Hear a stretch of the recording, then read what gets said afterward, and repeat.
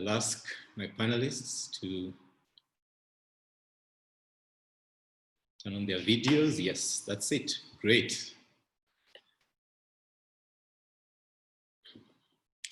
Good afternoon and a very good morning to those who are joining us from the US. My name is Maxwell Okello. I'm the Chief Executive of the American Chamber of Commerce in Kenya, and I'll be moderating today's session. This is the second forum in a series of dialogues we are hosting on the potential US-Kenya Free Trade Agreement.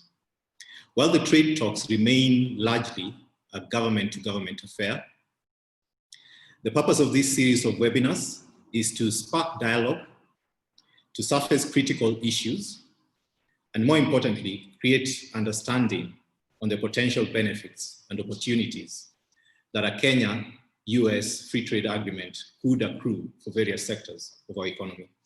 And so today, we are focusing on small and medium enterprises, or SMEs as they are fondly referred to. But before we get into it, I just want to give a bit of a lay of the land in terms of a sense of where our current trade is between Kenya and the US. So in 2019, total two-way goods traded between Kenya and the US grossed $1.1 billion US, with Kenyan exports to the US being valued at $667 million US, and imports into Kenya being valued at $391 million US.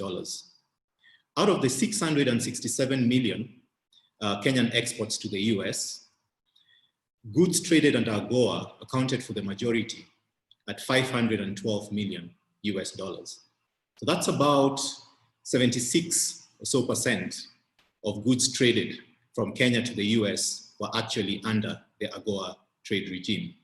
So clearly, AGOA's preferential duty and quota-free access into the US market is currently a key driver of Kenyan exports to the US. Indeed, there are some reports that put it as being responsible for up to 400% increase in Kenyan exports to the US between the years 2000 to 2018. AGOA comes to an end September 2025. The question on what comes next to support the gains made under AGOA and further enhance the diversification of exports of goods and services into the US is certainly one of the reasons that why the potential Kenya-US Free Trade Agreement is important. Then people ask, what is the difference? Why not just push for an extension or a renewal of AGOA, which Kenya is currently enjoying duty-free access to the US market within, versus negotiating a completely new trade agreement? And simply put, the answer in our view is that the fundamental difference is that with an FTA, Kenya is recognized as an equal trading partner with the US. This comes with two things. One, permanency, and two, and more importantly, predictability, which is critical to attracting foreign direct investment. You contrast that with AGOA, and great as it is a preferential, unilateral, and time-bound trading regime. We are beneficiaries or recipients of benefits. So as far as process and where we've come with the FTA process, both countries have published their negotiating objectives, detailing the scope of what they hope to achieve with the agreement. The initial round of talks was formally launched in mid-July. So the million-dollar question is, what's in it for SMEs? Where do SMEs fit in all this?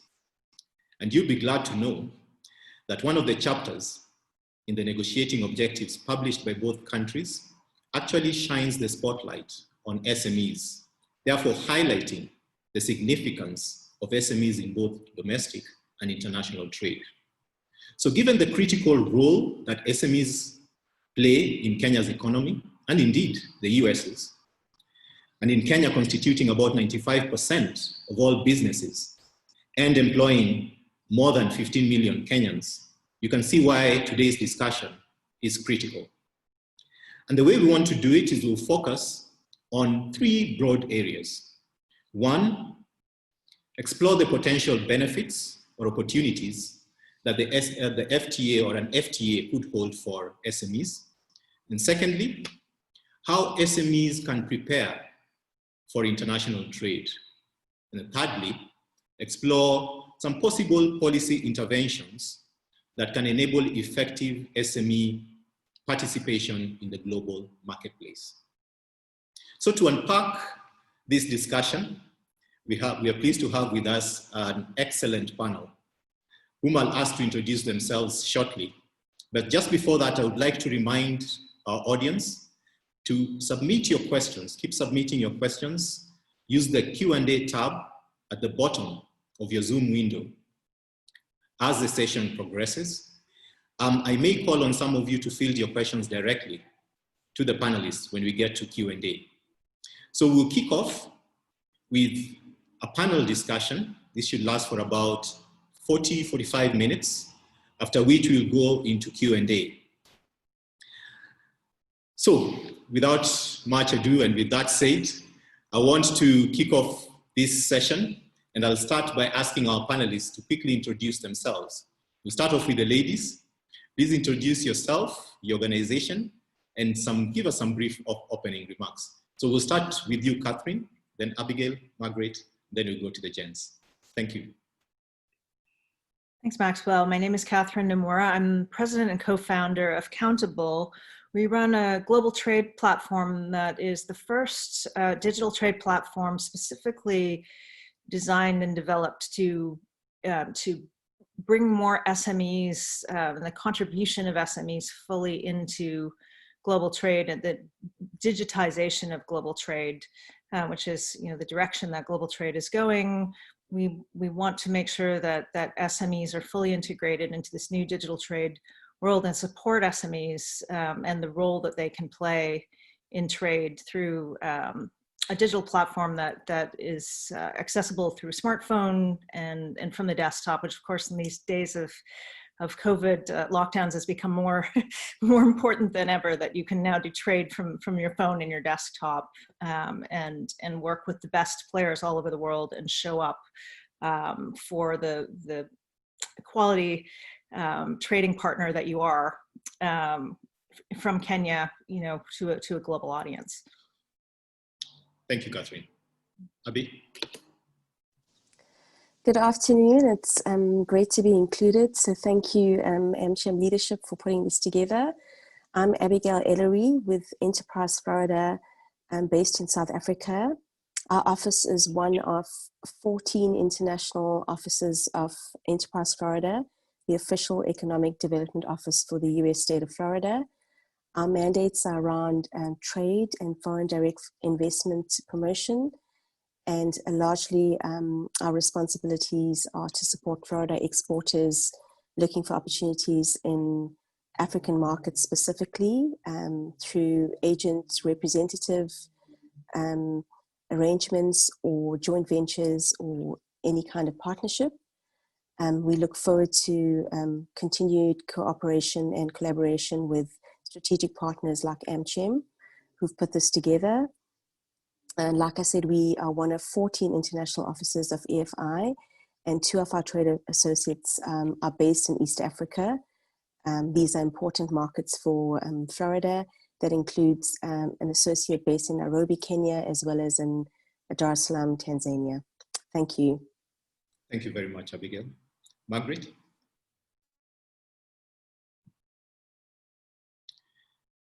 Margaret, you're on mute. Yeah, hello. You hear me? Go ahead. Thank you. So I'm Margaret Waithaka. I'm the program director for East Africa for a new program activity of the USAID Southern Africa Trade and Investment Hub based in Nairobi. Our East Africa activity is based in Nairobi. We have a small team here. And our major mandate over the 18 months of this activity will be to assist East African enterprises engage more closely with US partners for two-way trade, two-way investment. Significantly under the Prosper Africa government, US government initiative, and also closing the opportunity, or closing out or improving on the opportunities provided under the Africa Growth and Opportunity Act, which as you mentioned, is a significant contributor to Kenya trade with the US. So like I said, we're based in Nairobi, have a small team, and we'll be very happy to engage with some of the enterprises who will conduct question and answer sessions with today. Thank you. Thank you very much, Margaret. Dr. Ruto? Okay, thank you very much, Maxwell, and good afternoon to our viewers locally, and early good morning to our viewers international in the US. As you have heard, my name is Dr. Ruto K. Eric. I'm the Kenya National Chamber of Commerce and Industries, Chamber Vice President. We're indeed happy to participate in this webinar. And as a trade support institution, our key mandate as a Kenya National Chamber of Commerce are in two main areas. In terms of lobby and advocacy, to make sure that there's a conducive environment for businesses, both locally and internationally. And the second one is in the area of networking in terms of trade facilitation and trade promotion. As a Kenya National Chamber of Commerce and Industries, we have a membership of approximately 20,000 direct members, and indirectly through associations, a membership of around 5 million. In addition to that, in terms of our international economic diplomacy, we have been able to sign 142 MOUs. One of it is at several American chambers. We have MOUs which are existing and running to make sure that we promote international trade. Thank you very much. Thank you, Dr. Ruto. Isaac? Good afternoon, everyone. My name is Isaac Maduki. I'm the director for Shona EPZ Limited. We are a garment manufacturer based in Athi River at the export processing zone. We've been in operation for a little over 3 years there with over 530 employees, and we simply began with about 47 people. And we're able to manufacture knitted, knits and non-wash woven garments, mainly for exports to the US. We also do exports to the UK, to France, and Germany. Glad to be here. Fantastic. Thank you. Thank you all. And I want to start off the discussion with a broad question that I'd like all our panelists to weigh in on. And that the question is, what is your view on trade and investment as a tool for economic growth? What is your view on trade and investment as a tool for economic growth? Perhaps you could start off with Maggie. Thank you very much, Maxwell. I happen to work for an organization which has those two words in the name. As I mentioned, I work for the USAID, Southern Africa Trade and Investment Hub, but I'm not in South Africa, we are in East Africa. So we have a small activity or a short activity, but very powerful, which will address East Africa. Why is trade important? Trade allows specialization of functions, specialization of activity, and it allows for exchange of goods between parties or between countries or between groups of people, so that each one of them can do what they do best. And the collective outcome of all that is that you are able to, or each one of you earn more than you would earn doing everything individually. Secondly, why is investment important? Investment finances trade. If you start a business as an SME, you'll need to have some capital to run your business. You can either raise the capital yourself, or you can bring in investors of different types, or you can seek debt. So those are two very key economic activities, which in turn have outputs in terms of employment, in terms of basically economic growth within the larger economy. So trade drives the economy, investment fuels trade. Fuels trade. Very well put, Margaret. I'd like to hear from the rest of the panelists. What are your views? Abigail? Thank you, Maxwell. I think history has proven that countries that are open for international trade and investment grow faster, they tend to innovate, they tend to have high productivity, and they're able to provide higher income and more opportunities for their people. And so if you look at the statistics as well, the economies that are international trading countries have top economies. Those who have robust, active international trade programs and foreign and direct investment programs have very strong economies. If you look at the top 10 trading countries in the world, they inevitably are the top 10 economies, top 10 performing economies of the world. And so it's really critical that there are efficiencies, that there are business-friendly systems, that there are conversations like this to support trade cooperation, to support trade linkages, to support connectivity, to support financial and regulatory markets around trade, logistics, customs, and then trade infrastructure. From a Florida perspective, Enterprise Florida has a really robust international trade program compared to the rest of the US states. And from that, Florida is the number 4 state in terms of its economy. And if Florida were an independent nation, it would be ranked, I think, the 17th strongest economy in the world, with, compared to other countries and other nations. So yeah, definitely a link between strong economies and strong international trade programs. Yeah, certainly. And let me bring Catherine into this. Catherine, what are your views? Sure. Well, to add, some real specificity because obviously what Abigail and Margaret said, it's very true generally, but what we see working with entrepreneurs is that, you have very smart people locally who see opportunities for growth and opportunities to create better results. And in order to execute on those things, you can do a better job if you have the world as a marketplace for the tools and the inputs to create that result. And to do that, you need to have access to trade. You need to be able to get those things, whether it's medical supplies or, inputs to build something. When you have the world as a marketplace and you have someone who's local, who knows what to put together and what to bring in, then you can create, and we see this all the time in every project actually that we work on. And the flip side of that is, when you're exporting, you also have access to hard currency, which makes things much easier when you want to buy those things, but also brings, what in this case, what Kenya has to the world. And so we all benefit from that. And investors, we see investors who actually, the smart investors are looking for growth areas in the world to invest in.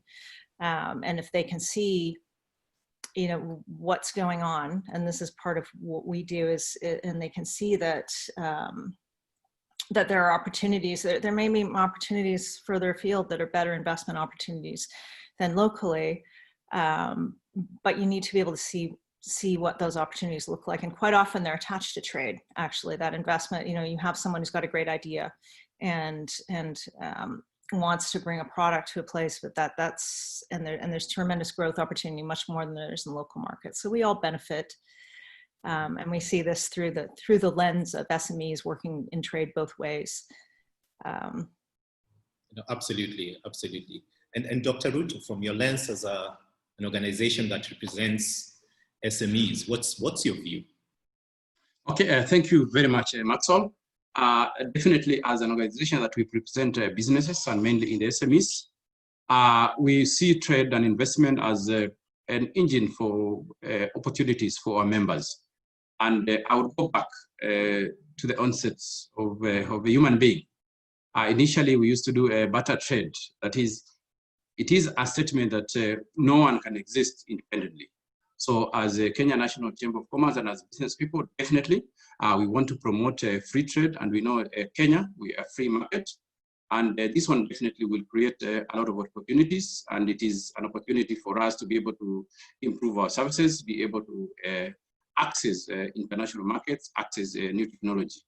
In terms of investments, definitely, one of the things in terms of, this is the one which is going to fuel growth of businesses, which in turn definitely will create employment that we dearly need as a country. So definitely, yes, as an organization, we really want to promote trade to be able to increase opportunities which is available in our region. Thank you. Yeah. Thank you very much, Dr. Ruto. Isaac, you are already, you're living the life, so to speak, in terms of, you're a beneficiary of trade. What is your perspective on trade and investment as an economic driver? Thank you. Well, first of all, I think it builds up competitiveness locally, because the more you build up manufacturing in this country for quality exports, you end up finding that you can also be able to offload some really good quality products into the market. And so for those who want to also compete with you in the local market, then they have to up their game in terms of giving you better quality.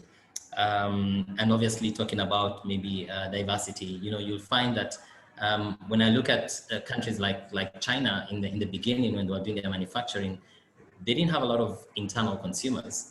But if you look at them now, because of the growth of manufacturing, you have a lot of people who are consumers in their own country, and they appreciate a lot of good quality as of before. So it brings that up. It also brings a lot of income to the people who are getting the employments. The job opportunities that are coming up really creates a good level of employment, which means that people are able to be stable. They have a source of a better disposable income. They can now make good financial decisions like insurance, like investments, like medical, taking up their own personal kind of covers. And that ultimately brings back the issue about development. The development that people keep talking about is not a matter of waiting for probably a project to be done in your county or in your country or town, but it's actually the fact that because you have people who have a source of income and they can be able to spend more and demand better quality, it builds up that kind of development. Fantastic. I think that's a good base for us to start our discussion. And I'll begin with Margaret. Margaret, the Trade Hub promotes two-way trade between the US and Kenya under AGOA. Now, we know that Kenya is currently one of the leading exporters. If you remove the non-oil, if you apply the non-oil lens. Break down the hub's role for us, specifically with regard to how you support small and medium-sized businesses keen on trade with the US. Thank you, Maxwell. One very important thing about trading or doing any kind of business is really understanding your market. And we recognized that it's expensive and sometimes difficult for the enterprises to learn about the US market, to understand the size, the scope, the niches, the technical requirements, the statutory technicalities in terms of exporting to the US. So one of the things that we are doing is providing information about the US market. We've done in the past under the previous Trade Hub, the East Africa Trade Investment Hub, which ended last year in August. We did a number of sector studies, and they're available on agoa.info website. And this included a US market study for coffee, for tea, for cut flowers, for home decor, fashion accessories, for textiles, and so on. So that is one of the roles we play. We provide end market information. The second thing we also do is provide supply side information. If you're a small producer and you want to know what the requirements are to export under AGOA, for instance, where do you get that information? So we are able to provide it under what we call AGOA 101 primers, which are the basic tools you need to know on how to, you can use that tool to help you to navigate licensing, getting permissions, getting certifications, and all the steps you need to take, even on documentation in terms of exporting. So that's one aspect. The second aspect we do is try and build the capacities of the SMEs to meet the US end market requirements. In some cases, you have food standards and food safety requirements, which require certification. In the case of the apparel sector, if you're a small, medium apparel manufacturer like Maluki here, then you would want to have something called RAP certification. So we've been providing information on how to go about this and providing them with linkages to the institutions that can do that. Finally, we also provide support for visits in terms of, obviously not during COVID, but we have virtual kind of B2B linkages through trade shows and also through B2B forums. And for this, we identify the companies we're going to work with, and we identify suitable US partners or US buyers who they can link with. And then through a matchmaking type of service, we're able to support them to start communicating, and we track the process until they actually reach some deals. So that's how we engage. Thank you.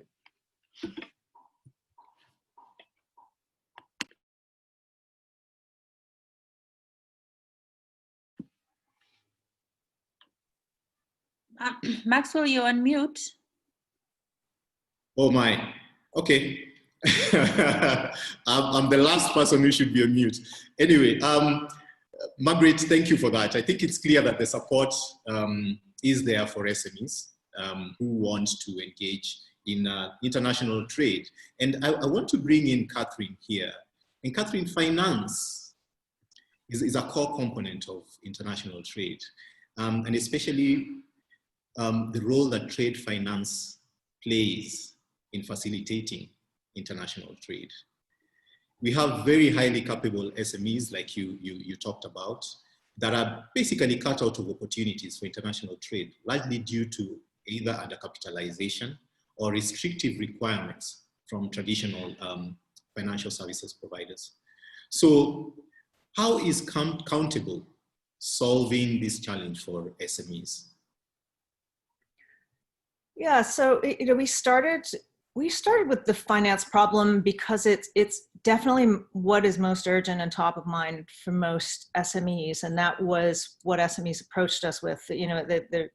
That obstacle came up first, and we quickly realized that it's sort of the tip of a much larger iceberg, which is it's a symptom of a larger set of systemic issues that kind of all reinforce one another. So we've taken that finance problem and broadened the lens on it, and seen that it really comes down to a data problem.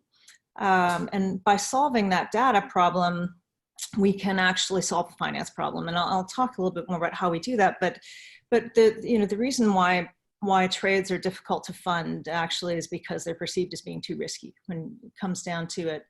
And there's both, we realized very quickly after doing a number of trades with entrepreneurs in partnership with entrepreneurs, and we get right in there and we look at their contracts and we look at the entire trade from end to end.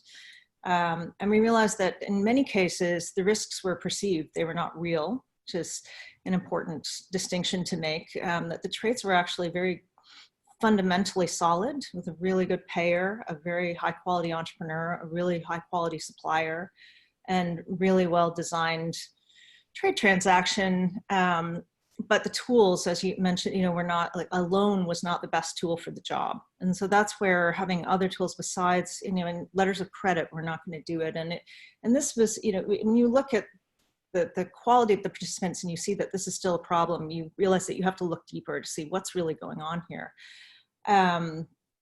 And in many cases, it was just that there wasn't enough visibility into what was actually happening throughout this trade for another type of investor to come in and feel confident funding that trade. And so structurally, we were able to solve that problem by purchasing goods on behalf of the reseller SME in this case, and then getting paid by their customer, which is really, that's based on trade finance mechanics. But then we also realized, working through a number of these trades, that there were issues around things like the SMEs being able to source goods at the right price, or being able to get access to services at a reasonable price, trade services like logistics and insurance, that they might be having trouble getting a hard currency. And so they would need to do an additional trade before they do the trade just to get the currency to be able to buy the goods. So there's these number of systemic issues that really affect SMEs because they're small and because people don't really know, partners don't know who they are. and whether this is, you know, someone that they can trust to do business with. And so they get charged more because of that perceived risk. And yet we knew, as we got to know these SMEs and the partners and looked at their overall trades, that the risk was really not that high. So what Countable has done is used our platform to build relationships with these suppliers of services and suppliers of goods, so that the SME can focus on just executing the trade. And by vetting all of the parties and putting together a very solid transaction where we make sure that everything is, we think of it as like running a relay race, where, you know, you're setting up a relay race where every athlete is in the right position and the handoffs are all done very well. So the trade is designed very impeccably. We can show that then to a funder, and they will provide funds at a much lower cost of capital. And one of the other interesting things that happens is there's a lot of funds out there these days in search of projects that provide impact. But the way that a lot of these projects were set up, the funder or even the supplier never actually knew where the goods were going in the end, because they would lose sight after the goods reached the port. They wouldn't know actually who the end payer was. And so they couldn't tell that the project was an impact project, or, you know, had, you know, was maybe related to one of the UN Sustainable Development Goals or something. And the process that we've designed makes that auditable, which can actually lower the cost of capital and bring new investors in, and allows investors to see what they're actually investing in. We've managed to reduce the risk down. You know, banks doing funding trade transactions with unsecured, you know, we don't ask for collateral from our resellers, because we actually technically own the goods as collateral. So it's a different way to structure the trade. But, you know, for all intents and purposes, it runs very much as if you had a loan. But because we actually run the money on their behalf, we don't have the same risk as a lender. And our rates of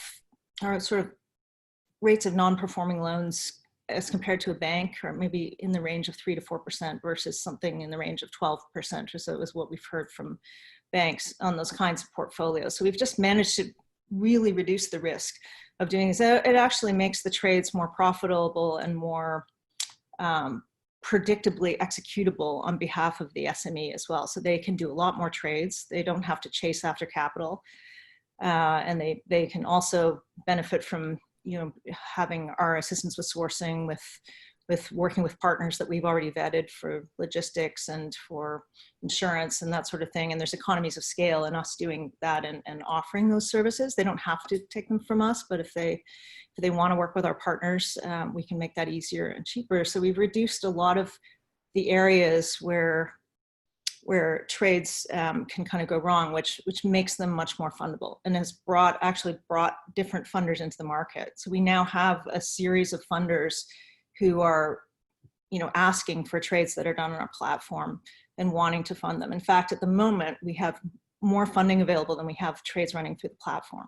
And that's a unique situation at the moment, I think, because where we are in the season with tenders and also just some things that have been happening with COVID and what's going on in Kenya right now around COVID tenders. But we have funders seeking SME trades, which is a pretty unique situation, as opposed to the opposite, where a lot of people here know a lot of the time. Yeah, no, that's actually quite illuminating. And you know, maybe this is the point where we bring in Dr. Ruto and the chamber. You know, based on what you've seen at the chamber, Dr. Ruto, and Catherine has talked about a very interesting angle where there's actually more funding right now than there are opportunities for, you know, projects and funding opportunities for them. So based on what you've seen, what would you say is the appetite of SMEs to engage in international trade opportunities, such as what we hope that the FTA will present? Are there some concerns, and what kind of support is available to them? Thank you very much. As you aptly said, that our SMEs in Kenya, we approximately support 98% of the economy. We employ approximately 15 million people. Trying to break down into individual businesses, we have approximately 7.4 SMEs in Kenya. That own estimation is like 1 to 2 people that it employs. Most of the businesses are owned by individuals. As a Kenya National Chamber of Commerce, definitely there are a lot of concerns. The appetite for export by SMEs is definitely great. But what we see amongst our members is that there is very little participation by the SMEs in terms of the export market. In fact, it is less than 5%. So we are digging down into what are the main concerns that the small and the medium enterprises are not able to export outside Kenya. So one of the key issues, I will handle it in around 3 areas: in the area of production, in the area of finance, and in the area of marketing and access to finance. In the area of production, most of the SMEs are not able to produce at the right quality, which means the standard process must be there, and at the right quantity. Most of the SMEs are small traders who might not be able to aggregate products to be able to have export potential. So one of it is in the area of production. So one of the key challenges that the SMEs have in Kenya is that they do not know which products, what quality, and at what quantity that is required. So that is one very big challenge. Of course, there are a number of issues that are affecting SMEs in terms of regulatory issues that are there, in terms of the requirements for these SMEs to be able to export. The second one is in terms of access to credit. Most of SMEs in Kenya access credit through family sources, maybe selling the small assets for them to be able to start business. And for the ones who have been established maybe for 6 months, for 1 year, 2 years, 3 years, is that they can be able to access loans from the commercial banks. And these ones, in terms of their competitiveness, in terms of access to credit, they might not be able to compete internationally with products which are coming from other parts of the country. One of the concerns that SMEs are having is that even if I am export potential, will I be able to access credit that is affordable so that I can be able to compete with anyone across the world? So the next challenge or the next concern that our members have is in terms of access to affordable credit. We are looking at issues on guarantees, soft loans that can we be able to give to ready to export SMEs. And the third one, of course, which is a big issue, is that as we, in this era of free trade agreement between ourselves and the US, we know the US is the largest economy. We are dealing with an economy of $20 trillion US. Kenya is approximately 90 billion, is approximately 200 times bigger than Kenya. So one of the main challenge of the SMEs or the concern is that they are not able to access the US market. So one of the key issues that the SMEs would want to know is how can they be able to access the US market? There is very little information in terms of market. Of course, the other one are traditional cost of doing business. We know as a country, there are of course infrastructure issues. There is a cost of power. There is a cost of regulation, which the SMEs feel is very, very high in terms of for them to be able to compete with products that are coming from elsewhere from the world. So what do we suggest? Of course, the first support we can give them, first of all, to be able to share with them. I know we are still negotiating in terms of the articles of the FTA. One of the key areas our SMEs are asking is that what are the conditions that has been set for the FTA? And the second one is to be able to build their capacity for export potential, their knowledge, improve information on standards and intellectual property, build capacity and knowledge on digital e-commerce, support access to information and export market opportunities, improve joint partnerships. What the SMEs are saying, can we get maybe an American company who can be able, they can do joint ventures in terms of local production and in terms of market access to the US. Expand export promotion networks that is done both by ourselves as a business people, organizations, and the government, so that we can be able to do joint networking and marketing opportunities outside and in the US. Attract, of course, what they're saying is that the process of certification of products for access is very slow. And what they're suggesting is that can we get maybe more companies or independent companies that can be able to do certification so that the process of certifications for export becomes less costly and easy and within a very short period of time. course, one of the other areas that the SMEs really want support is in terms of aggregation. We are dealing with so many businesses in terms of millions. How can we be able to aggregate products from across the country so that we have one product that we can be able to export in terms of large quantities? So one of the key issues that our SMEs are asking is that if, for instance, are producing items which is 10 tons, and the export potential is maybe 1 million or 2 million tons, how can we be able to aggregate same products of the same quality, can be certified so that they can be able to export jointly? Of course, one of the concerns that they have, which I think it is both us as a business and also government, is that how are we able to negotiate the FTA in consideration of the articles that we have in the East African Economic Bloc, which you've already signed, and the African Continental Free Trade Area, and whereby it was a requirement that which the countries that have signed these agreements should be able to negotiate continental or intercontinental trade agreements together. So that is one of the challenges that we are seeing as a business community that we might have.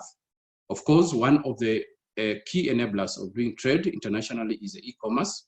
And we know there have been a number of challenges in terms of developing a platform that is acceptable across the whole world in terms of e-commerce. There is still a negotiation in the World Trade Organization. So we want to suggest that we should be able to negotiate under the terms of World Trade Organization in terms of e-commerce. Yeah, absolutely. And thank you for that, Dr. Ruto. I want to focus on zeroing on the issue of market access, which you brought up. And this is a good opportunity to bring in Abigail. Abigail, Enterprise Florida provides support services to small businesses in Florida looking to expand into and the offerings into the market, the international marketplace. I know you handle Enterprise Florida's work within the Southern Africa region. From your vantage point, what sort of opportunities do you see potentially arising out of a trade agreement? Are there some specific niche sectors or opportunities that you see? Are there some collaboration or linkages that Kenyan SMEs can start thinking about as we are discussing and heading towards a free trade agreement? Sure, thank you, Maxwell.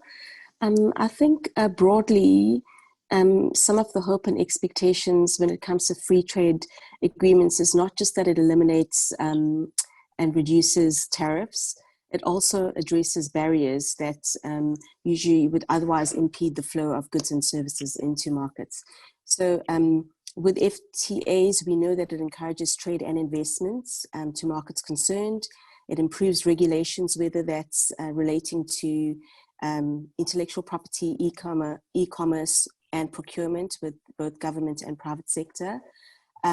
So aside from the government to government specifics that will be unpacked at obviously federal government level, some of the specifics we can expect as business to business Africa and Floridian businesses would be things like we anticipate stronger people to people, business to business, government to government strategic partner links.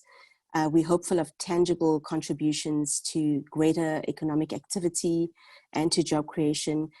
We expect opportunities for both big and small businesses to benefit from greater trade and investments. We expect to give businesses and consumers improved access to a wider range of competitive price goods and services, new technologies, new innovations. And finally, we expect the delivery of enhanced trade and investment opportunities that contribute toward the economic growth, especially in areas that are less developed. Specific industry sectors, in terms of Florida, the niches would be high innovation industry sectors. I think most people identify Florida with tourism, leisure, and entertainment industries, but our focus areas historically and also moving forward would be industries like aviation and aerospace, clean technologies, life sciences, manufacturing, logistics and distribution, financial and professional services, and information communication technology, and finally, what we call manufacturing and strategic headquarters. So that's just the broad list of, I think I listed about 9 industry sectors where there's opportunity for partnerships, for collaboration, for import and export into Florida and out of Florida. And I'll be happy to share within that the subsectors and the specific products, services, and technologies that link back to those broad industry sectors. Great, thank you very much, Abigail. Isaac, you are currently a beneficiary of trade with the US and AGOA. And as a small and growing business, that wasn't always the case. Could you like to share your story? What has your journey been like? If you could just break it down for us in a very concise manner, what it took for you to get to what you're doing right now, so that those SMEs that are on the call that are thinking of starting export business can actually glean some insights from you. Thank you so much. Well, I can say starting as an SME obviously has its challenges, but it's the vision of what you're expecting to find years later that should actually be in mind of any entrepreneur when they face any of those challenges. Because we started with about 47 employees in February 2018, having bought 15-year-old machines locally at about 1.5 times the cost of brand new machines. And that's because we didn't even have any clue of where can we be able to get, good machinery, good accessories or things like that. And our main challenge was actually that, sourcing for the raw materials, machine parts, and accessories.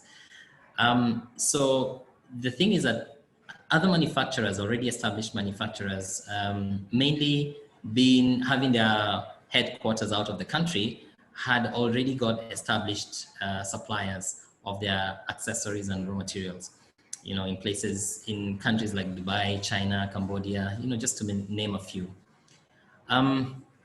But what we did is we decided we were going to get into this, and we wanted to see how we can be able to impact over 10,000 employees in the first 10 years of our operations. And so 2 years before we started, we went to the US for the Magic Convention in Las Vegas twice. 3 times. 2 of those times we actually paid for ourselves, and we were really lucky that USAID East Africa was through the Trade Hub, the East African Trade Hub was able to pay for our booth on the 3rd visit that we made. And in all that, we were really just trying to look for clients. We actually started with working on subcontract work, because as a starter, you won't find people who really want to engage you at that point in time. But the existing network of export manufacturers in this country were kind enough to support us and help us by giving us some work that we could do. And during that time, as we were doing that subcontract work, it doesn't have any level of financial sustainability, but it allowed the buyers that we were seeking to come to our facility to be able to see our skill, our people, the passion that we had, and the potential for growth that we were looking forward to. And so we invested most of our proceeds in the first 2 years from our orders into just increasing our capacity, buying more machines, hiring more people, training our people on new product types that we were being given to work on, and also getting to understand more about the market, about our source of raw materials, our source of machinery, and also being able to understand how to be able to capture the export market in terms of where to find the buyers, how to be able to talk to them, and what kind of products that we could be able to give them. Well, right now, 530 employees, more than 530 employees we have 80% of them being female. And we've also been able to supply stores such as TJ Maxx, Burlington, and other brands, you know, like 3M in the US and T2S in France.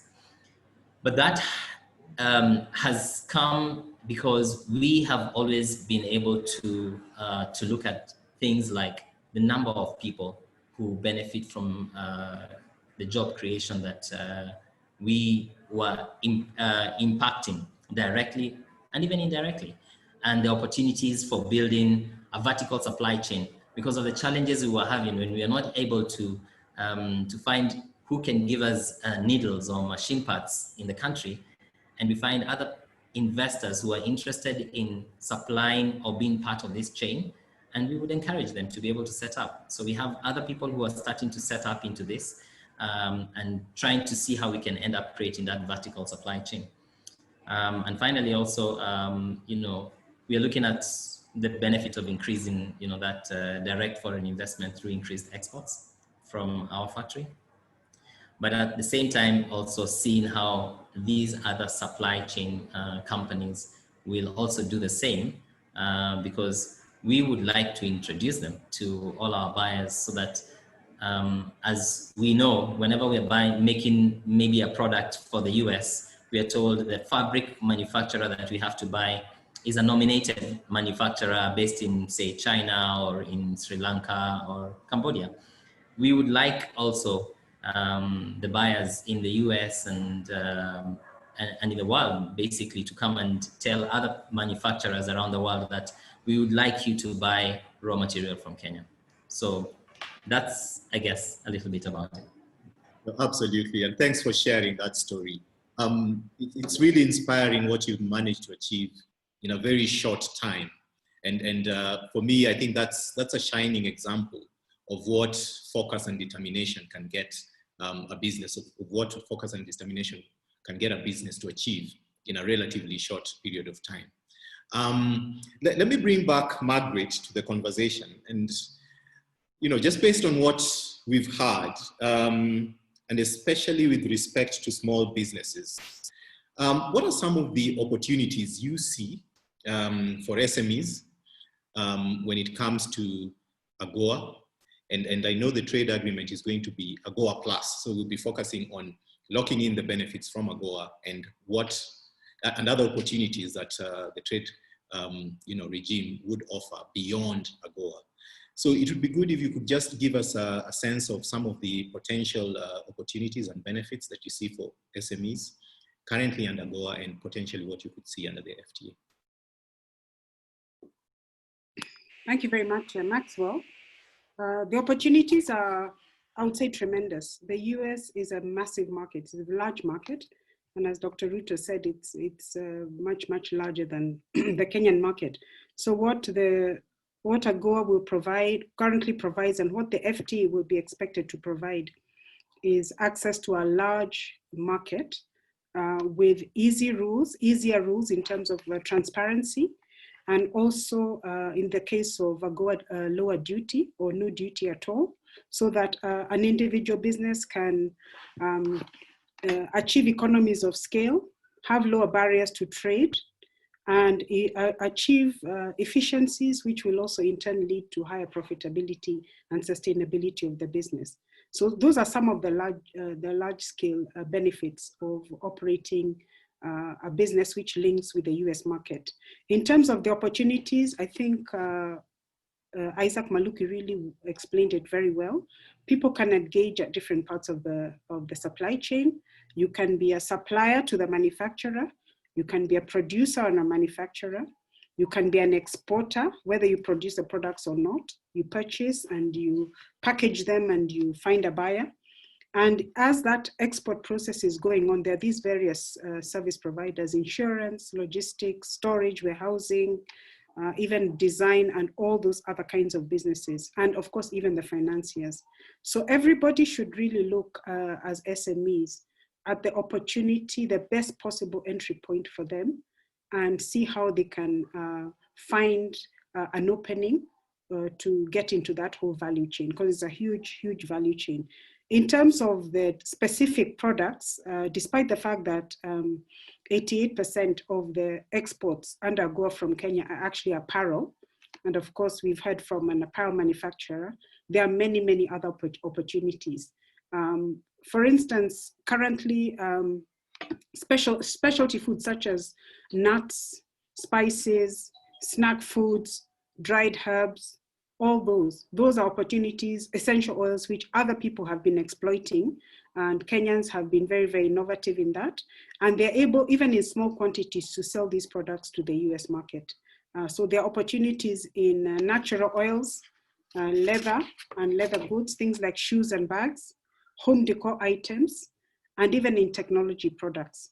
And even for our traditional exports like tea and coffee, there are opportunities now, of course, with the consciousness of the necessity to keep healthy and have good nutrition, the opportunities in enhanced tea products like the orthodox teas, the green teas, and so on. So I would say the range of products we have under AGOA currently, over 6,400 individual tariff lines, which are duty-free under AGOA. In addition to that, we also have products like tea and coffee, which have no duty anyway, wherever you bring them from the world. And those are products where we have a competitive advantage. So I think it behoves the individual enterprises to look for the specific niche they want to address or the specific market segment, and then do very, very concerted market research, develop an entry strategy, partner with the right people like the financiers, and then just really exploit the opportunity in a structured way. So we've witnessed, like in the case of Shona EPZ, we've witnessed companies grow from a small enterprise to what is now becoming a much larger enterprise. And those kind of experiences can be easily replicated with a lot of determination. Thank you. Thank you very much, Mark. And I want you to take a question that's come through, asking for you to provide some little detail on how the matchmaking process works for SMEs. Thank you. So what we've done is we have a sectoral approach. Currently, we're working in 3 sectors. That's the apparel and PPE sector. We're working in specialty foods, which is a whole range of products, some of those that I mentioned, and we're also going to be working with footwear. So what we do is we engage with the enterprises, they reach out to us, and then once we have the initial discussion, we're able to assess whether really they're ready, export ready. They're really ready to take on the challenge. If indeed they are, then we provide them with the basic information that they need to go and basically do a simple market assessment of the US. And with that, then we'll be able to link them to US market experts. So what we do is retain sector experts who are able to provide a perspective on the market. And when the company is sufficiently prepared, we'll link them to the right buyers. So that's how we work. In addition, a lot of the work they can also do themselves. So we also will provide them with links to partner agencies like the relevant chambers of commerce or sector associations or buyer groups in their sector, or also provide them with data and database which they can then refer to and develop their own structures and facilities. Thank you, Margaret. Let me bring back Catherine into the conversation. And, you know, we've talked about opportunities, and I think both Isaac and Margaret have really given a good view of what opportunities will look like with the US and especially under the FTA. How do you see Countable helping local businesses, local SMEs to do more business, whether supplying the large projects, sourcing and even finding good contracts to bid on with less risk and at scale? And I'd like you to combine that with a question that has come through from an anonymous attendee who's asking, how can SMEs take advantage of the unique situation where you're saying that there's more funding than uptake?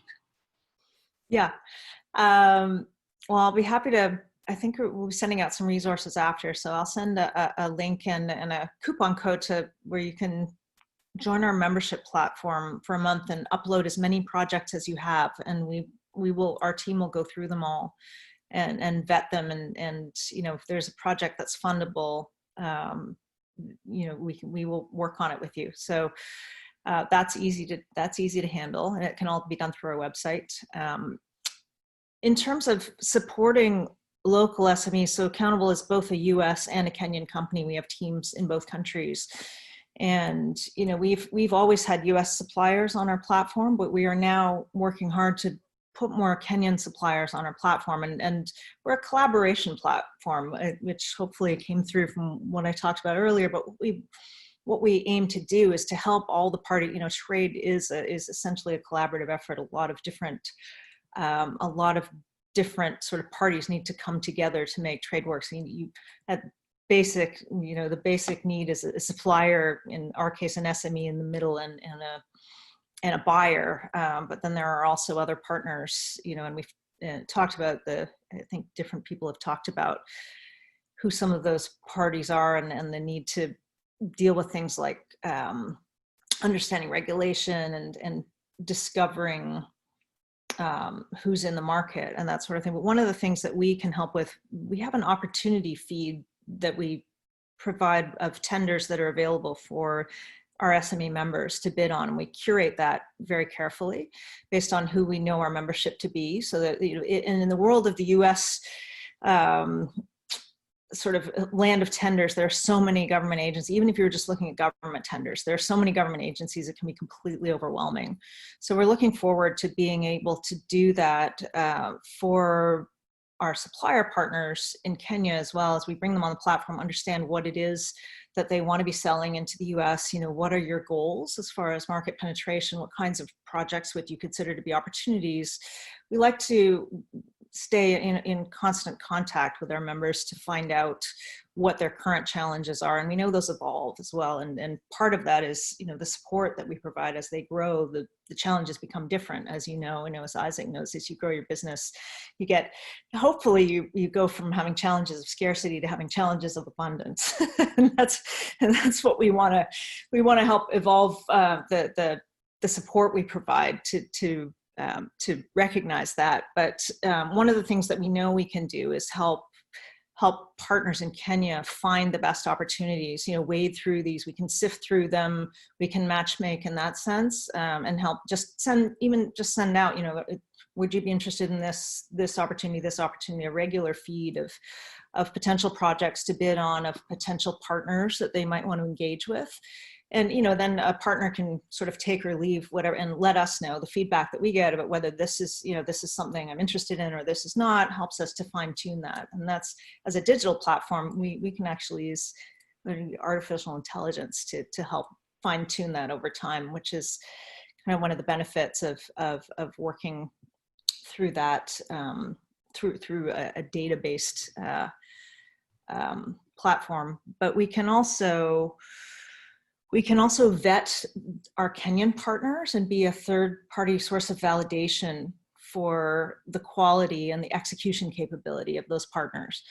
And that's what we do for the resellers who are buying goods, and importing into Kenya. And it's no different to flip the model over and do that for exporters, and just be, what we would do is help surface all the track record that you already have as a business. We see people who have awards, people who have completed many successful transactions, but the world doesn't necessarily know about that. And sometimes having someone else like Accountable who can put you in a directory and showcase all of your capabilities can be helpful. And also, and so when you connect that with all the execution partnerships and capabilities, it's not just any one of those. It's not just a place to get finance. It's not just a place to be seen. It's a place where you can get connected with partners and then go all the way through to doing a successful transaction with that partner. And every time you do that,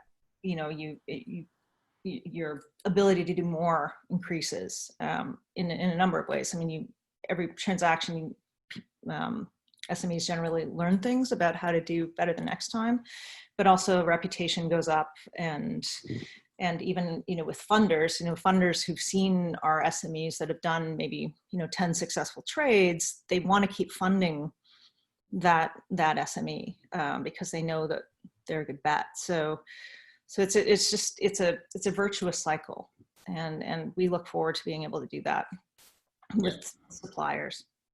Okay, that's great, Catherine. I want to start bringing the audience into the conversation, but before I jump into that, just two quick questions, one to Dr. Ruto and one to Abigail. Abigail, I'm sure there are several SMEs on the call right now just thinking, wait a minute, you're saying Florida, if it was an independent nation, would probably be the 17th largest economy in the world.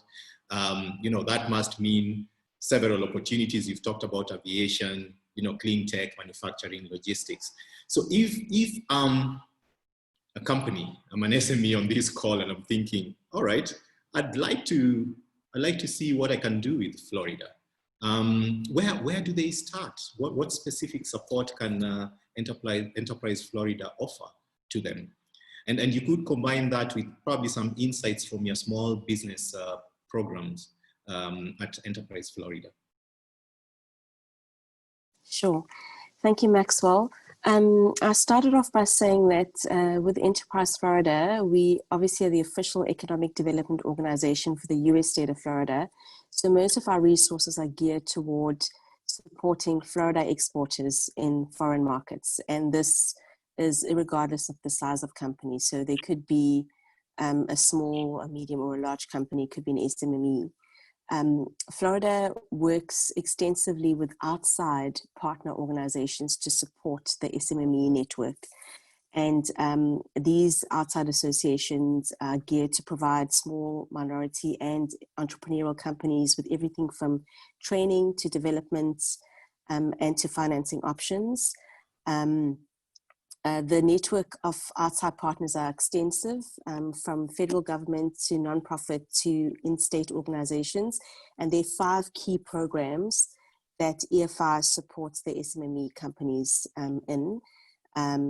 These are small business loan support programs, venture capital programs, minority business development associations, and diversity supply programs, strategic partnerships with small business programs, and finally, our own Enterprise Florida International Trade Development Program for small business. But having said that, our office promotes two-way trade. And in that, companies can connect with us through our strategic partners in Africa. So in the case of Kenya, in addition to the AmCham, we work with other strategic organizations from chambers of commerce to business associations, multiplier contacts.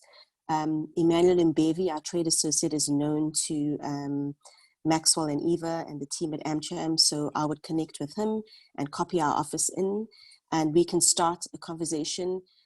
We love to think that we are complementary organizations. So companies that approach you and want to connect with Florida businesses, we would, again, provide business linkages to the likes of, for example, the Minority Business Development Association to partner with the Kenyan Business Chamber of Commerce. And we can also connect Kenyan companies to consultants that are based in Florida that help with market access, finding agents, representative distributors. Sometimes we have Florida companies who not only are looking for international markets, but are wanting to add to their basket of product, services, and innovations. And it could be in the life science, healthcare, pharmaceutical sector, where they're currently supplying domestically and they're looking for new technologies and services. So I'd like to see us as a two-way trade support system. The process being contact our local strategic partners on the ground, who will then start a conversation with us, and we can do our best to provide the linkages to businesses or strategic partners in Florida. Okay. Yeah, thank you very much for that. Just real quick, Dr. Ruto, what do you see as the government's role in this? Are there some policy considerations that you think would be key to getting more participation of SMEs in international trade? Okay, thank you very much, Maxwell and the viewers. Definitely, as you said, there is a lot in terms of government role, but before I go there, maybe you had asked the question of matchmaking. And as a chamber, we are a member of the World Chamber Federation and also the International Chamber Community. Or if there is anyone who is interested in terms of matchmaking, as you had mentioned earlier, that you can be able, so long as you are able to document your interest in the US market, we can be able to communicate with our sister chambers in the US.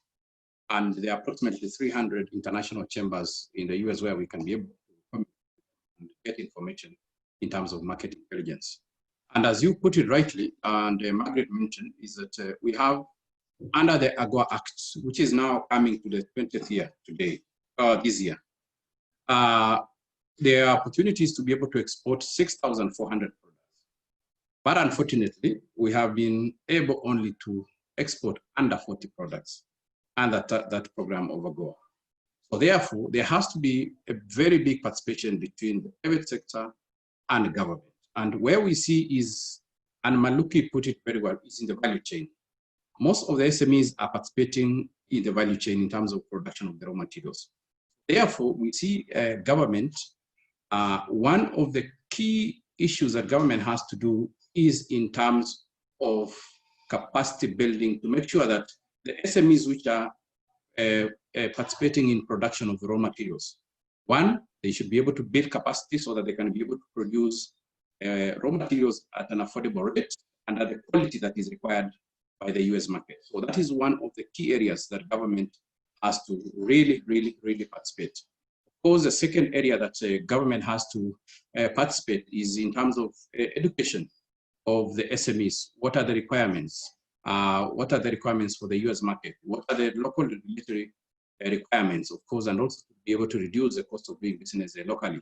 Provide, of course, infrastructure, affordable energy, be able to reduce all the regulatory challenges that we have.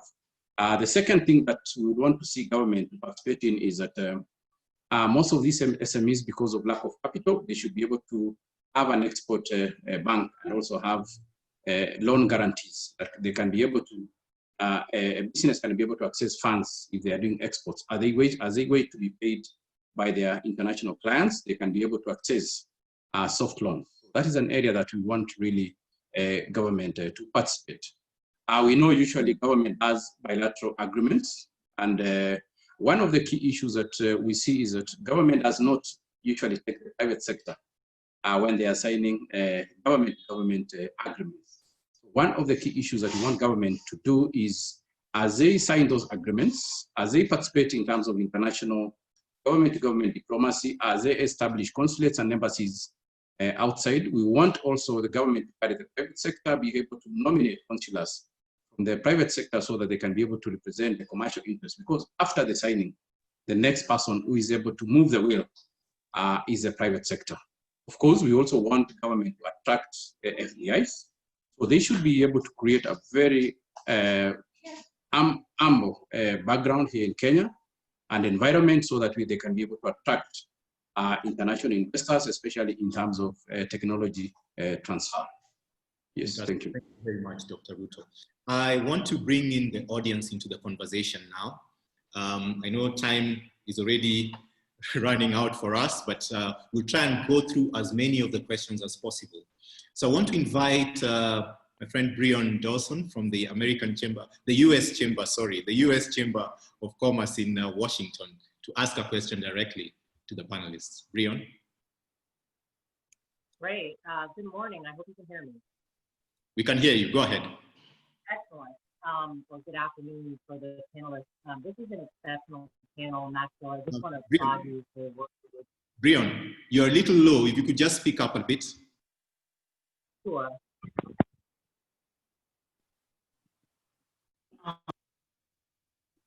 Maxwell, I want to just applaud you for the work that you are doing on behalf of AmCham Kenya, and to thank this really amazing panel. What an incredible set of insights and experience. Currently, the US government is fashioning its Prosper Africa initiative with a focus on increasing trade and investment between the US and Africa. And just reflecting on the richness of experience from this panel, one of the elements that I know the initiative is working toward is on SME development and increasing two-way trade and partnership development between larger companies and smaller companies. And I'm just wondering from the panelists that they could touch on specifically what they think is needed or what is missing and that should be scaled based on their experience. Thanks. Thank you, Breon. Who wants to give that a stab? Maggie, you have a view? Thank you very much. I think one very important aspect of Prosper Africa is the approach of providing, particularly for the US companies and the US businesses who are interested in doing business in Africa, including Kenya, providing them with all-round support. In other words, several agencies, whether it's been the Commerce Department or any of the other agencies which already support maybe finance or trade facilitation and so on, having them try and support individual enterprises to the extent possible so that they're able to actually make a breakthrough or get the necessary support on the ground.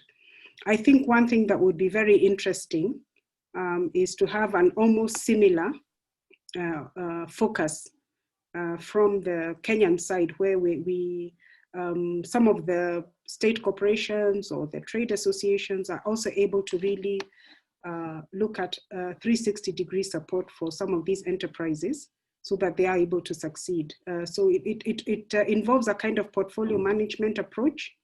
And I think if that is adopted uniformly on both sides, I think you have a good success, because you'll be able to focus on one enterprise and take it through the whole process and see it to its final success. So I think partnerships between institutions who provide different types of services, whether they are small service providers or large service providers, to support enterprises get into the market, reach the destination they want to reach. I think that's very important.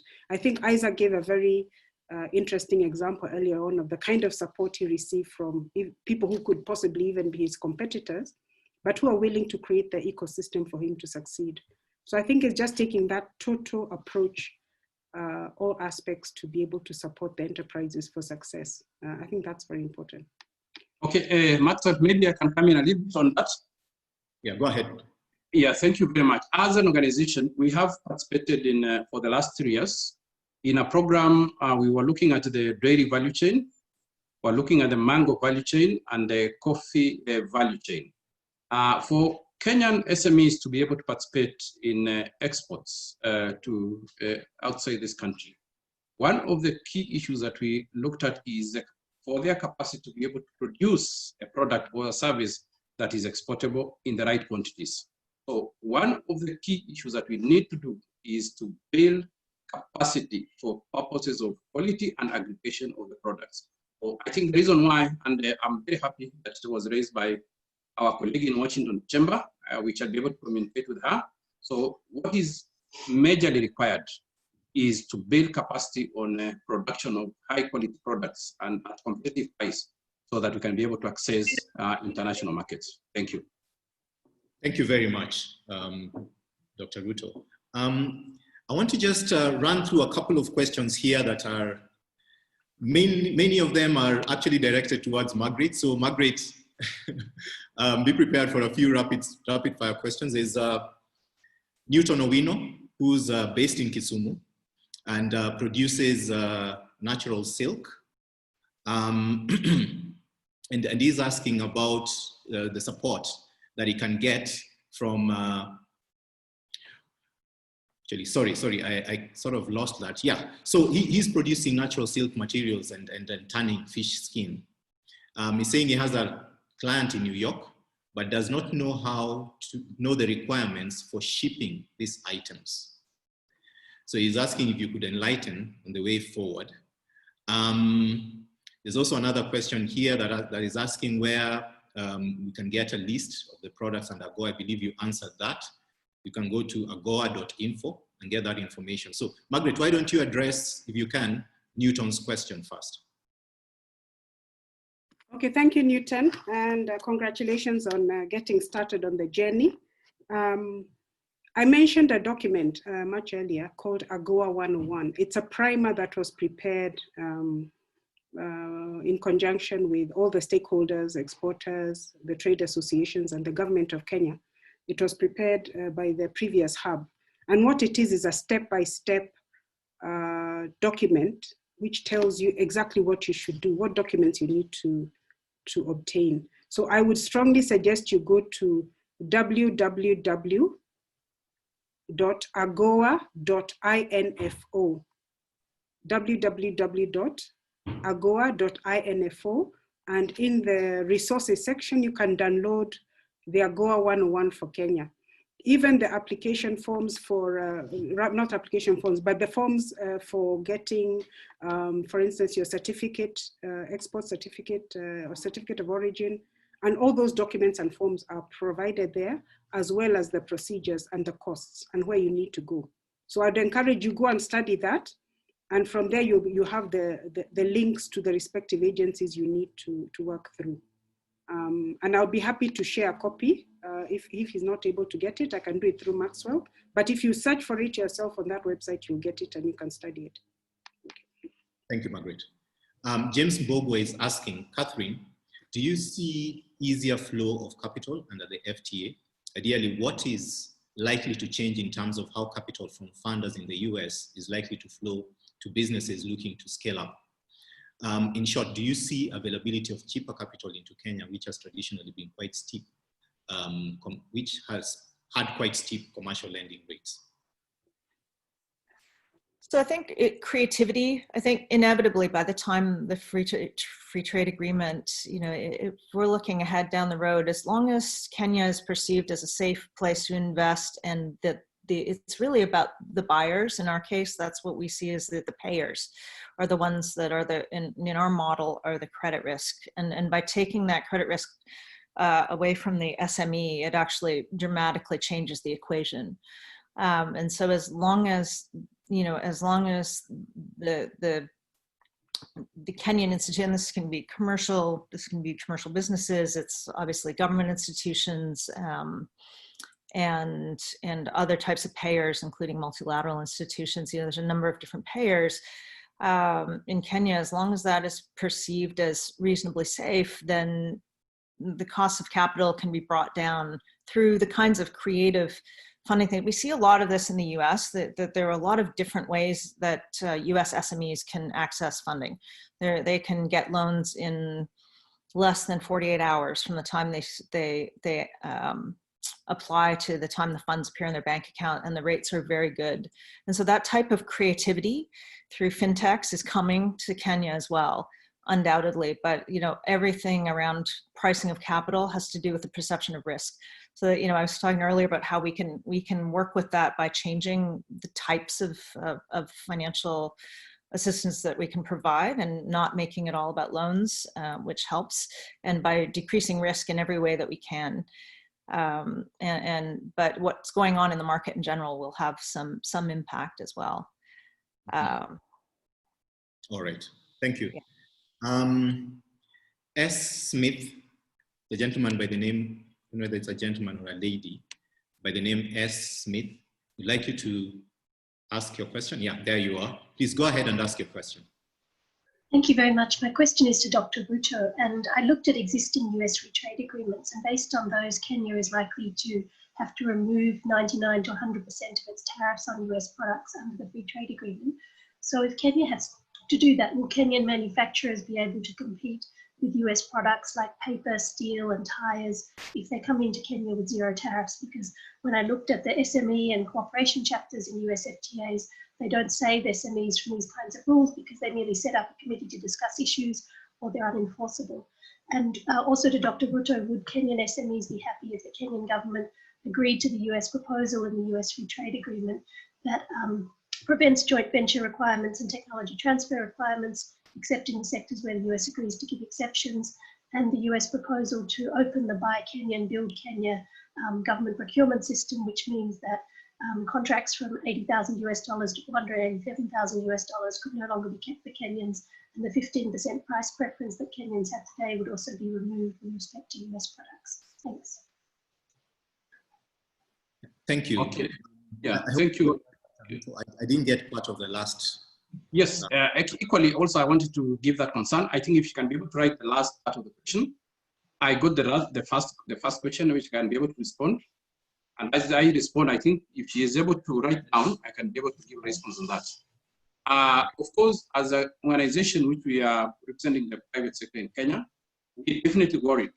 We are comparing two economies, the largest economy in the world and the most developed economy, and Kenya, whereby we are still a developing economy. So one of our greatest worries is that if the FTA requires that we shall be able to reduce tariffs up to 90 to 100% on the locally manufactured goods and the ones for the US goods to be able to access the Kenyan market. So one of our presentation to government in terms of negotiating for the FTA is to make sure that the local companies are protected. So that is one. So we should be able to have a grace period whereby the US goods will not be able to access the Kenyan market under or waiver of the tariffs or import duties. So that is the first thing. The second thing is that, of course, we want to look forward to government being able to support the local companies. And also, what we need to do is that we need to be able to be much more innovative, that we should be able to invite those American companies so that they can establish their manufacturing units in Kenya.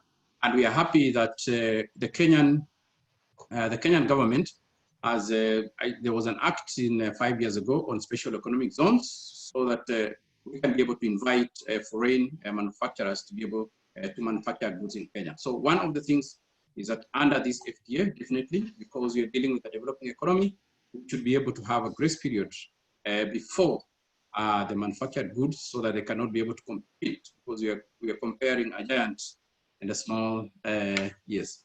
So, and the second part of the question, I think I'm given here. Let me just read it so that I can be able to confirm whether it is correct. That the US proposal in the US FTA is to open the Buy Kenya and Build Kenya and Public Procurement and Disposal Act to US companies, products and services, e.g. so that contracts from 80 million to 487 could no longer be kept for Kenyans, and 15% tax preference Kenyan companies would be removed with respect to American products.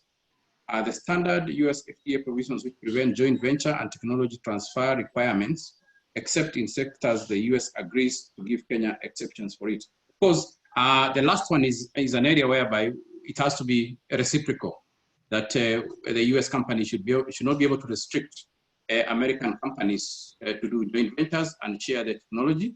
The first part is, it is something that we are under discussion, because the local companies have been feeling that most of the contracts that are being given, especially by the Public Procurement and Disposal Act, has been going to foreign companies. Of course, there is an initiative to improve local content in terms of accessing government tenders and contracts. Definitely, it is something that we have to do, but as a Kenyan private sector, definitely, because the Kenyan companies are still small, we still want to protect. If they want to access, I think what is very important is that they could be able to come to Kenya and be able to set up that structure.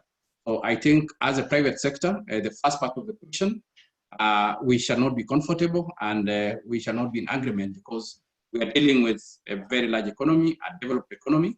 There has to be a capacity building before we are able to compete on the same level playing ground. I think this background of a question coming from the initial FTAs between US and maybe Canada and Mexico and China, which are really developed economies.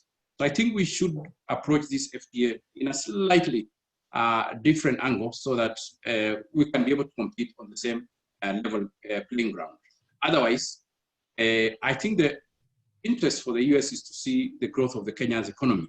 And if we are able to wipe out all the preference for local companies, then it will lead actually to the reverse, whereby we are losing jobs as a developing country, and it shall not achieve the interest for the US in terms of signing FTA with Kenya.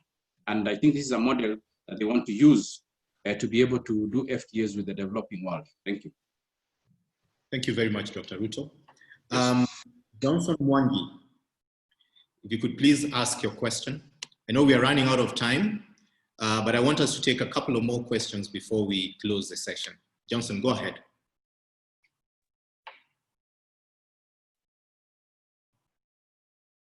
Johnson, you can go ahead and ask your question.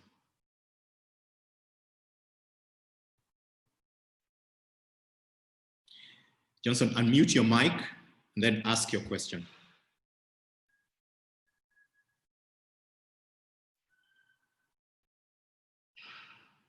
All right, I'll ask the question on his behalf. So this question is directed at Margaret.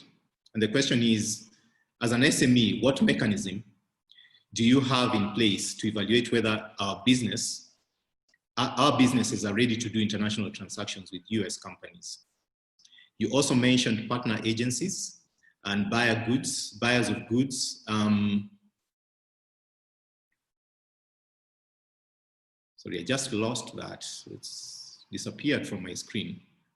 Ah, yeah, there we are. Yeah, partner agencies and buyer goods in the US. How do they operate and how do you make our products visible to them? Okay, thank you, Johnson, for that question. Just to mention that export readiness is really not, assessment is not unique to the Trade Hub. Any export trade facilitator would be looking at companies which already are established, have been in business for some time, they have a viable product, they have a well-established organizational setup, and above and beyond, they have a strategic intent to get into exports. So the bulk of the companies we work with are those who already have been operating for a number of years, maybe at least 2 years. And more importantly, they have a strategic intent and a plan of how they're going to get into the export market. In terms of actual concrete details, this includes, for instance, having products which are already vetted by another, maybe say like the Kenya Bureau of Standards, or have already been presented to other buyers, maybe in regional markets or in local markets, and have achieved some level of success. And also their organizational setup is such that they'll be able to sustain export operations. So essentially that's what we look at. We don't go into necessarily all the details of your financial background, but certainly we'd like to see that you have been a going concern for some time. In terms of partner agencies, like I mentioned, we work mainly for now, we've been working through our consultants. So these are people who are experienced in the particular sector with those products.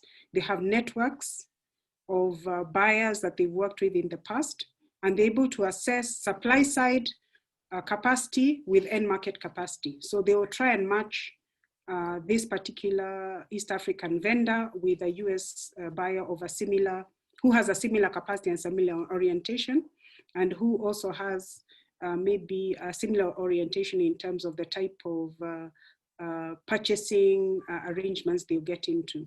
So it's really a matchmaking kind of a process based on information that's provided by both parties. In terms of partner agencies, we've worked in the past with, I don't want to mention specific names, but I'll say associations representing US buyers and US manufacturers of specific product groups. So these will mainly be trade associations for sectors. So with that, then they're able to tell us when they have a buyer who is coming to the region, and then we are able to facilitate some of their logistics and identify the right companies to match with them. Thank you.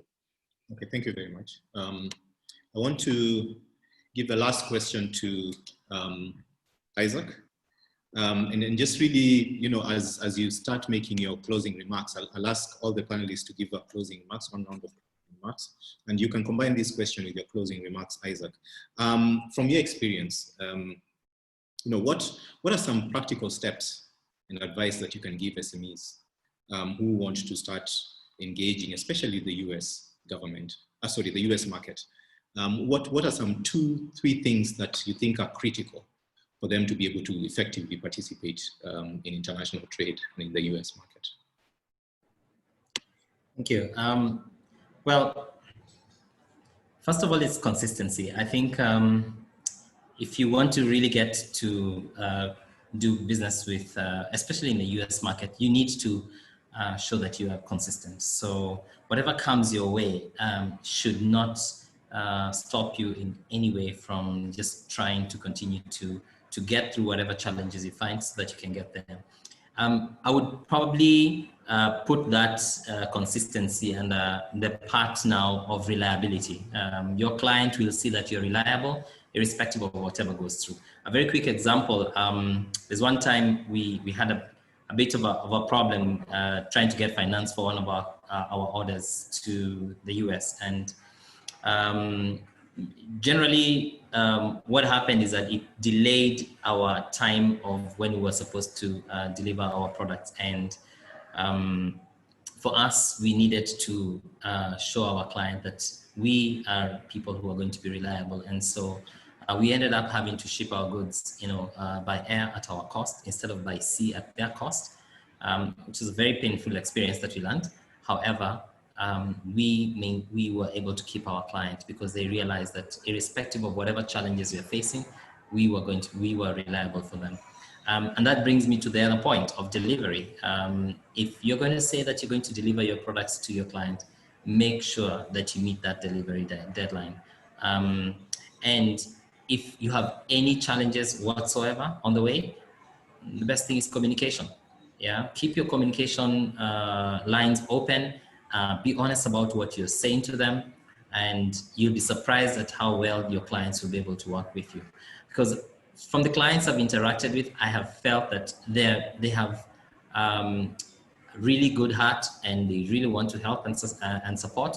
And so you just need to be open enough about whatever challenges you'll be going through. And finally, which is not the least, actually should have come in the beginning, is quality. Your clients will always increase orders to you if you give them quality. So whatever you're doing, do it with heart, do it with passion, and make sure that you ensure that the quality that your client requires is the quality that you're going to deliver. Don't take any shortcuts. Don't think about doing any cuts that will probably just give you an extra buck, because that extra buck you're looking for would probably be something that you will end up losing your business. As an SME, if you want to really get out there, I know sometimes it's difficult. I have found a lot of people saying, we have no clue about what the people out there want. We don't know anything that they want. How can we start getting into business? Well, one of the things to do is to really search. I think Margaret has already given an example of just getting into the agoa.info and finding out what products are really being demanded out there, and then find a way, research, get to know who are the buyers, who are the people who are interested in this. Are there magazines that talk about this? Are there yellow pages that discuss about some of these things? And then with the help of the institutions, USAID, Kenya National Chamber of Commerce, Kenya Associations of Manufacturers, AmCham, you can be able to then now get a step further. Yeah. Great. And in just winding up, I think for me, one of the things I must say is that as an SME, we do find challenges, and it's the biggest challenge I think I've had and discussed with a lot of entrepreneurs in this country is access to finance as a startup. That access to finance should never be the limitation to any entrepreneur in terms of wanting to move ahead a step forward. We started, as I said, with 47 people, had a lot of challenges. We also had challenges with our banking industry in the beginning. But we looked for how we can get finance from outside for that point. Right now, we've worked with a lot of our banking institutions, and we've been able to work with them in a point where now they're starting to understand more about manufacturing and are willing to actually finance startups to a certain level. So my challenge to you is don't let whatever limitations you're looking at as a startup, let that be the challenge that you need to take to take you to the next step. Indeed. I think that's a challenge that the SMEs would be very well advised to take. Abigail, your closing remarks. I just would like to say thank you to all of the panelists. I think for me, just to meet you all has been incredible, of immense value. So thank you to the panelists. It was a real privilege being a part of today. Thank you to AmCham leadership. Thank you to the Kenyan participants that joined in. I'm sorry that we didn't get to have the two-way interaction, but we look forward to supporting you. We look forward to any conversation. AmCham leaders have our contact details. So should you look to Florida as a business destination for access to the North American market, the South American market, or even the Caribbean basin, please reach out to me and we'll support as best we can. Yeah, thank you. Thank you, Abigail. Catherine, closing remarks? Yes, thank you. And I'm just, I'm still, I love everything that Isaac said. From Countable's perspective, any entrepreneur like Isaac, we want to be able to support, and we know there are many, many different partners who want to support entrepreneurs like Isaac. So anybody with that attitude, it's really a matter of trying. And this is where I encourage, the gentleman who asked earlier about, how can I take advantage of the fact that you have more funding right now than trades, is the people who succeed the most are the ones who keep trying, and have that attitude and are very transparent and talk about what are the challenges, because there are many, many different partners out there who are interested in helping solve them. And we're sort of here in the middle. Sometimes we think of ourselves as being like an adapter to try to help these conversations actually happen, because sometimes it's just, how do you get plugged in and how do you find a way that you can actually work together? And we're trying to connect as many of those nodes as possible. And this is where we see there are a lot of funders out there who would like to fund the growth of Kenyan companies and who would like to fund the growth of Kenyan trade. And interestingly, when it comes to impact, trade is one of the things where you can have an impact really, really quickly. By the time a trade transaction is going on, the impact of that is sometimes within a matter of weeks. When the thing is actually going to happen, the goods are delivered, they're being used, they're making a difference in the market. So when it comes to impact and being able to make a difference quickly, which a lot of impact investors really like, trade is actually a great option. They just need to figure out how to actually engage with the best entrepreneurs who are trying to get a lot of these kinds of transactions done. And so I would say, find your partners, understand what you want to do, what you do really well, and then find partners. And everybody on this call today has really great pieces to add, both to your education and to your capability, so that you can focus on doing what you do best and accelerate the learning process and the growth process. And that will work. We've seen it work. We've seen entrepreneurs grow their businesses more than 10 times in less than a year by just doing that, and so I look forward to referring people to Margaret and to Abigail and to listen to Isaac and watch this conversation over again to add to their learning and accelerate their progress. Thank you, Catherine, for those encouraging words. Margaret, your closing remarks, and then I'll give Dr. Ruto the last word. Thank you very much, Max. I'd just like to thank everybody on the panel, as well as the audience, for the fantastic questions, and of course to AmCham. And just to put the challenge out there, as the FTA approaches, the negotiations are going on, don't wait for it to arrive when you're not prepared. Get started now, make maximum use of the time you have, work under AGOA, and start to learn how the US market works and how to do business with the US, so that even as the FTA will be negotiated, and whatever the outcome will be, you will be in a better position to trade in the US. So make use of the time and rise up to the challenge. Thank you. Thank you, Margaret. Dr. Ruto? Thank you very much, Maxwell from AmCham. And thank you very much, my colleague panelists and the participants who've been there. Of course, as a Kenya National Chamber of Commerce, definitely we really appreciate this platform that you've been able to create so that you can be able to communicate with the business community. What I would do is to congratulate Isaac Maluki first for having taken a step forward. We know as a country, in terms of import and export, our deficit is 1.1 trillion Kenyan shillings, which is approximately, I think that is $10 billion US. So I would like to congratulate Isaac for having taken the first step. And I would like to echo the sentiments of Margaret that we don't have to wait for the FTA. FTA is just one instrument in doing business. Let us start doing business as soon as yesterday. And as our rallying call as Kenya National Chamber of Commerce is to grow your business together. So what we want to do, AGOA is still there until 2025. You don't have to wait for FTA to be signed for you to be able to access the market. I think we can work together. One of the key issues that I see in terms of having the right standard of quality of goods for us to export, that we have to do aggregation. So any business or any member or any organization, we can work together as a Kenya National Chamber of Commerce to make sure that we're able to achieve that aspect of aggregation, because most of the SMEs, yes, they have the appetite, but their potential or their capacity to export is limited by just being individual business person. So therefore, what I would like as my last call is we have to do aggregation for us to be able to access international market. Thank you very much. Okay, thank you very much. Thank you all our panelists. I know we've run out of time. We're way over our time, but I think this has been a really engaging session and we've learned a lot. I personally have learned quite a bit in this engagement. I want to invite the audience to take a quick poll that's coming up on your screen right now. It will only take you all of 45 seconds. Eva, can we have the poll put up? There you go. It's just one question. One question, if you could quickly just score that. And the question is, how optimistic are you that SMEs stand to benefit from a Kenya-US trade agreement? It's right on your screens. Keep going.